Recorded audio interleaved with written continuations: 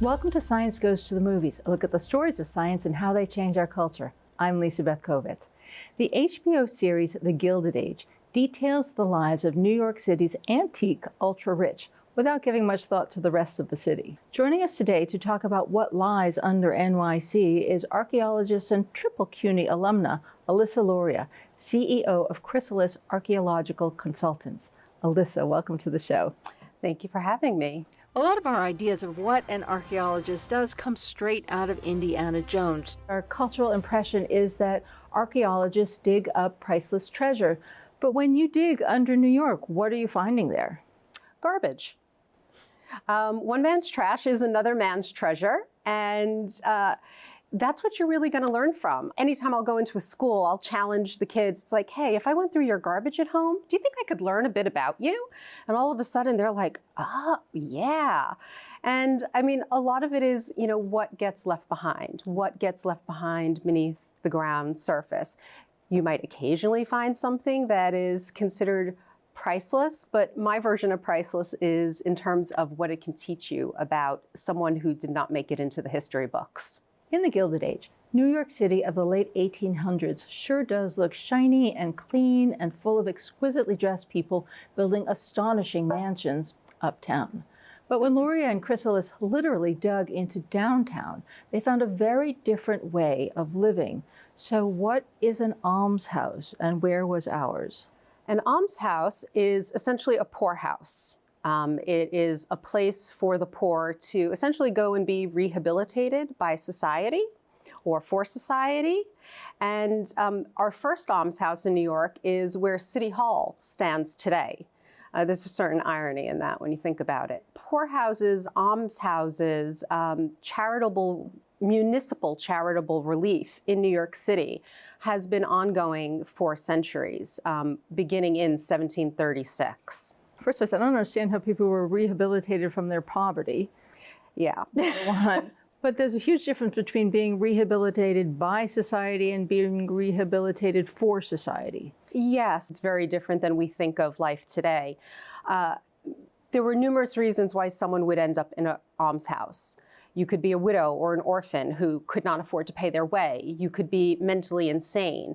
Poorhouses were only for the deserving poor, because charity only goes to those who deserve it. It's a harsh system, and the system continues to be harsh well through the 18th, the 19th century, even through today. Homelessness and poverty remain a timeless problem for urban centers. In the Gilded Age, the fiction and the time period, the uptown children of the very rich struggle to find the perfect combination of love and money in their marriages. Poor children living near Wall Street had a more terrifying overlap to deal with. What did you discover about the proximity of the almshouse to the prison? It's kind of disturbing from my modern sensibility that you are housing women, children, the poor in this poorhouse, and you're provided tasks. You have to work to earn your keep, so to speak.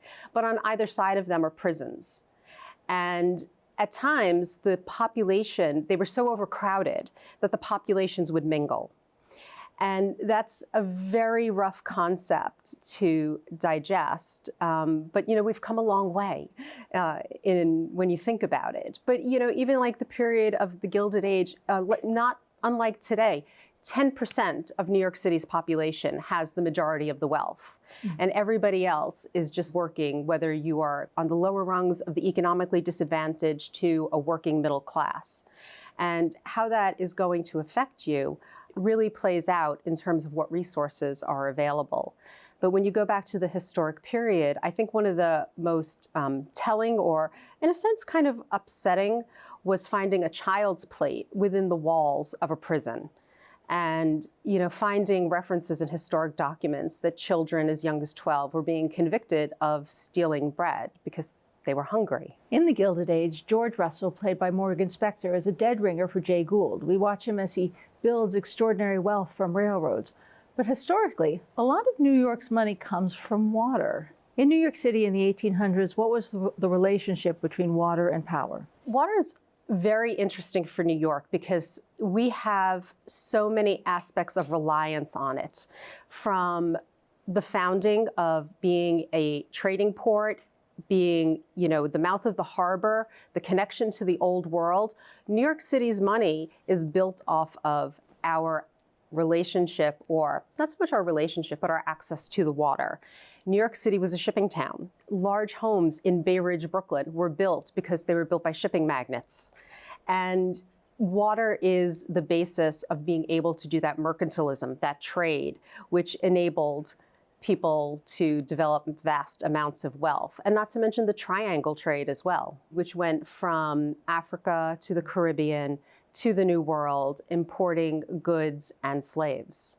And there were many families that made quite a lot of money through the slave trade. Yeah, I live in Bedford-Stuyvesant. There are stickers all over about Peter Stuyvesant as a slave trader.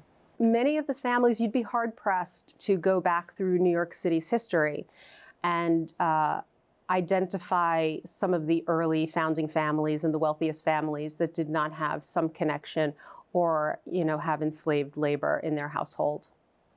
Right now in New York City, our water comes from 19 reservoirs and 3 lakes spread across the Hudson Valley and the Catskill Mountains. But in the Gilded Age and before, there was no way we could pipe water that far. So what do?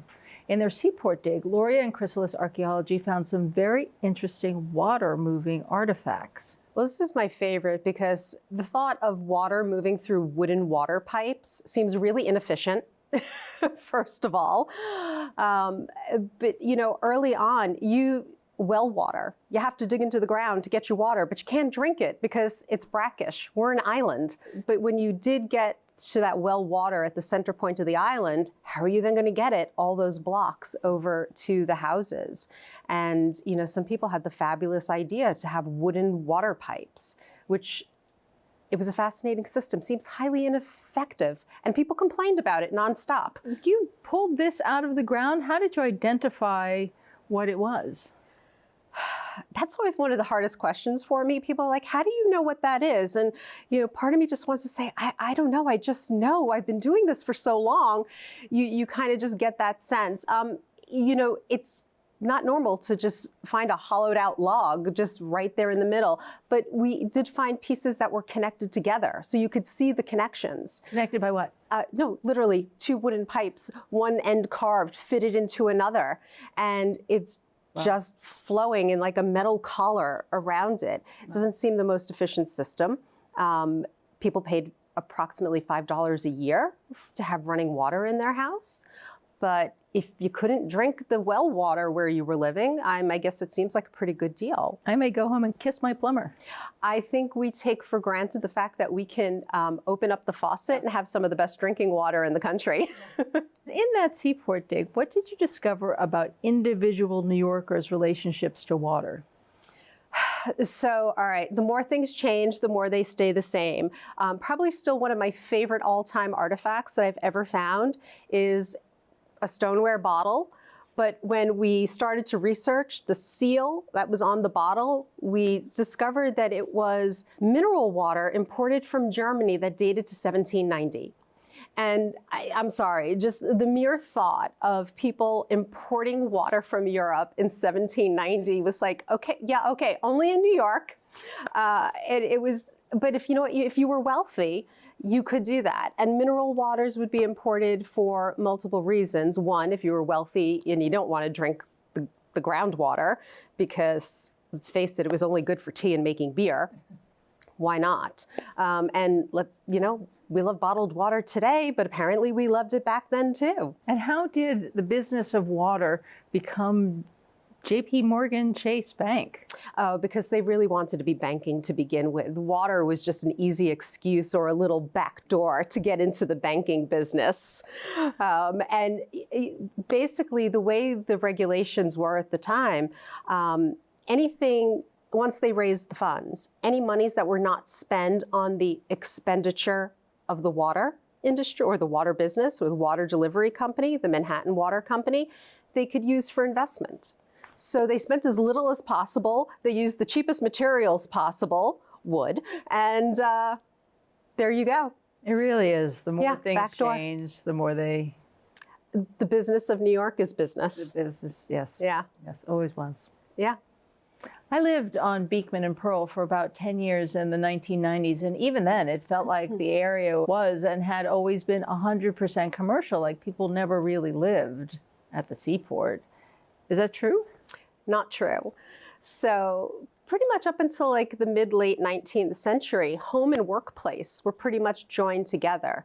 It's really not until, you start getting toward the Industrial Revolution that you have a separation of home and workplace. You have people going to factories and industry to work. So back at the beginning, when it was a lot of merchants and bars, taverns, the seaport area was both residential and commercial. And it's later in the 19th century that it makes that shift to totally commercial. Growing up in the city, I remember the Fulton Fish Market. I remember the smell of the Fulton Fish Market. But then post 9/11, again, it's kind of come back full circle, and you have both residential and commercial in there. There's some nice things that are very cyclical about the history of Lower Manhattan. Remember the guys coming out, if you got up early, you'd see the guys walking out with their big fish hooks.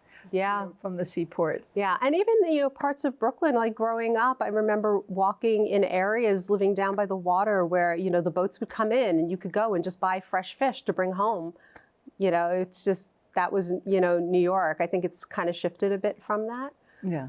And I will say my favorite water fun fact related to South Street Seaport and how the more kind of like cyclical nature during Hurricane Sandy. When everything flooded, the water only went as far inland as the original high water line. Oh. So it literally went right back to where it used to be. The more things change, the more they stay the same. Yeah. Wow. And when you dug into the seaport, what did you find out about the land that makes up the actual seaport? Again, garbage. Everyone's like, oh, wouldn't it be fun to have a time machine? And I'm like, the past must have been a very smelly place, because garbage pickup is a relatively modern concept. It's maybe like a century and a half old. So when people needed to throw their garbage out, you would either throw it in your backyard. If you were no longer using a privy to go to the bathroom in, you could throw your garbage out there, or you had an assigned day of the week where you could go dump your garbage into the water of the East River to create landfill. To create the actual land itself that extends out on the East River. Yeah. The city used to have, they used to offer water lot grants.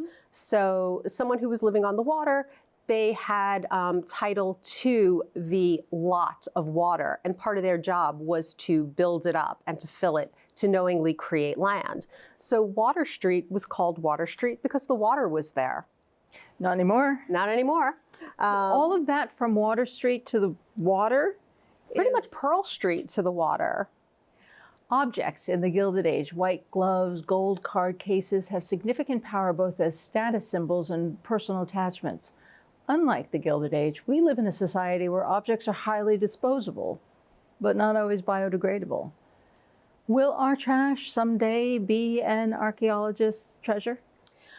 I think you're going to have to look at it a little differently in the future, largely because trash used to be thrown out in your backyard. It was very localized. So when you're looking at a property and you're finding a privy or a cistern where they dumped all their garbage, you're relating it back. You can find who lived there. But now everything gets carted off. Not only that, our garbage gets carted out of New York City. So I think you will be able to learn about society and culture from a perspective, but who are the people and what aspect of those people are you going to, learn about? But then again, what does survive, what isn't going to survive? Like, I'm pretty sure, Pampers are going to be sticking around, and Twinkies, but. Well, what does it feel like to dig up and then handle these personal items? I'm going to say a lot like a kid on Christmas sometimes. You spend a lot of time finding nothing in archaeology, which is kind of like the myth, oh, you're always finding things. And it's like, no, you find a lot of nothing, which is a learning experience unto itself. But Indiana Jones is always finding something. He always finds something. He's the luckiest archaeologist out there.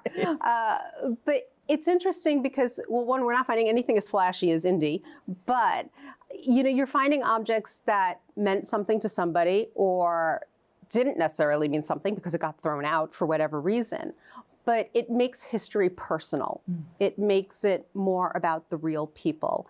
And the interesting thing about historical archaeology is it's very relatable. The forms haven't changed all that much.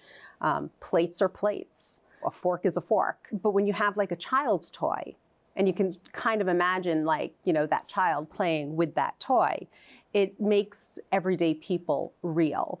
And, as I've said, probably less than 5% of society makes it into the history books. And that is a misrepresentation of what it means or is necessary to run society.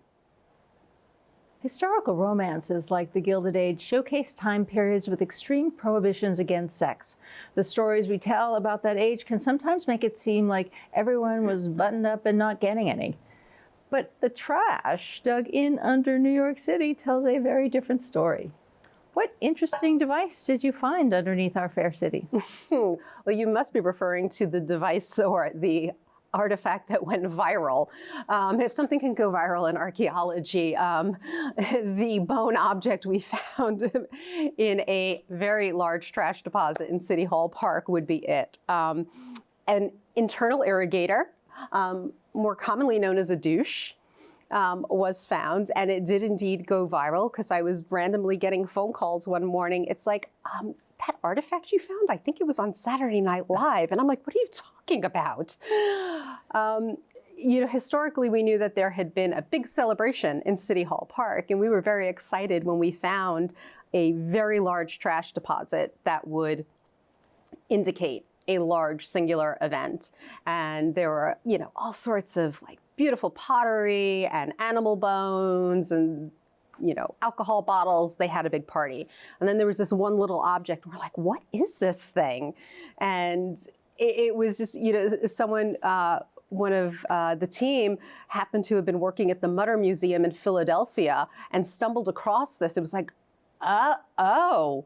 And we're like, oh, it's a douche. Okay, so what was going on at that party? I think there is something, aside from, of course, it being wonderfully salacious and fun, there's something about a personal item like that that really makes those people who can seem so, sometimes the past can seem really foreign. And it just makes them that they are us, again, all over. They're people. Everyday people living everyday lives, trying to survive, trying to have fun, whatever way, trying not to get pregnant, which is, likely the reality of that device.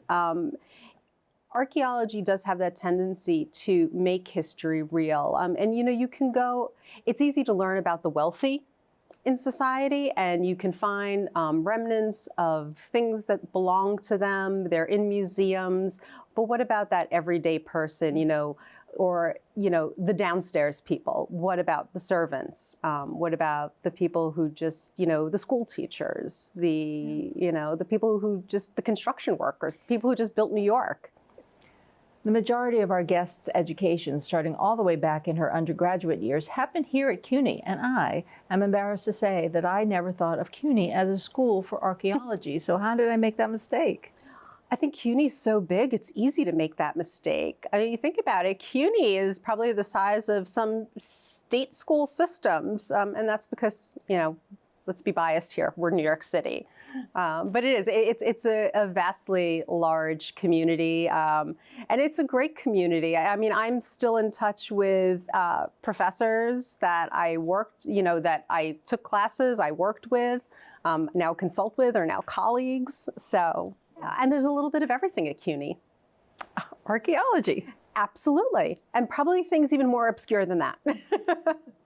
In the Gilded Age, the Astors think of themselves as the original old New York high society, but Dutch names like Van Cortlandt and a family called Bronx predated them by a century. What have you discovered about earlier European families living in New York?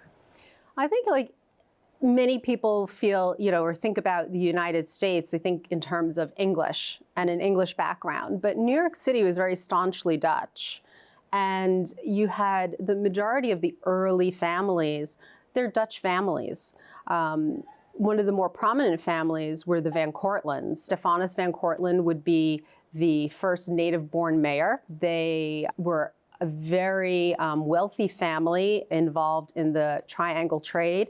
Their property in the Bronx is the closest thing that New York City had to an actual plantation, in the sense that we think of a plantation in the South. That is very much what the Van Cortland property was like here. A lot of these old school families here, they have these, Dutch backgrounds, but even like in the Gilded Age, you have the Van Rhijns, which is, a Dutch name.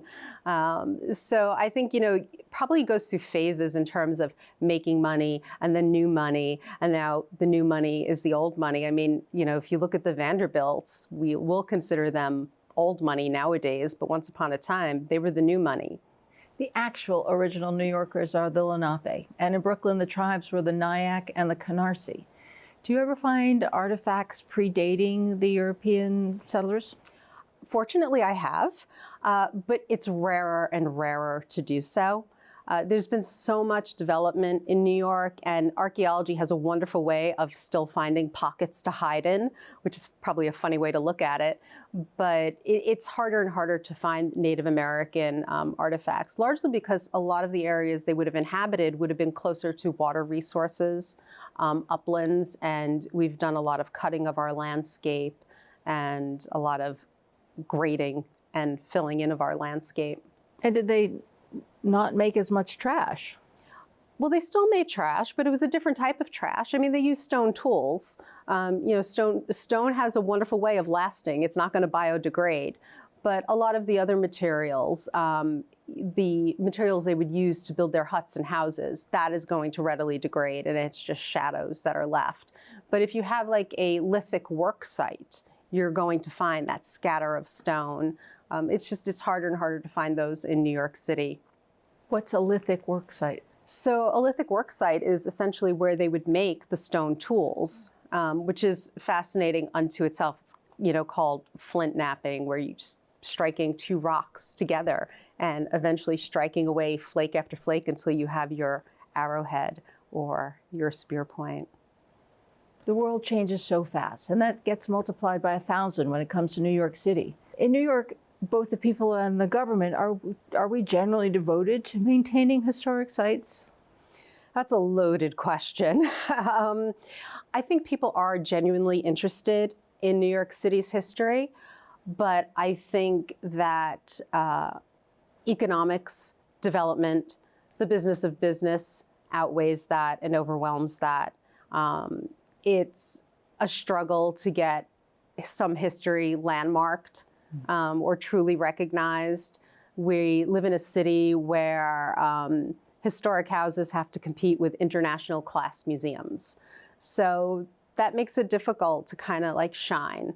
Whereas, other areas in the country might put a focus on what they call heritage tourism, not as, big a focus in New York City. So I think while there is a care, New York City is so big, it kind of, falls through the cracks.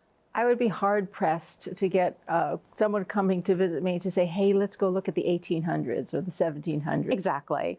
So, I mean, they might want to go see the Woolworth building, but they're not really going to want to go visit a, historic farmhouse that might be a big thing somewhere else. But go to Massachusetts and everybody's heading to Sturbridge Village. So based on your understanding of historic debris, what is New York City?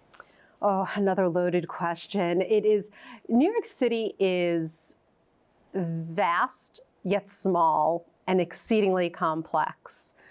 You open up the city streets in some areas, and I once had an engineer describe it as looking like spaghetti soup, because there's so much infrastructure.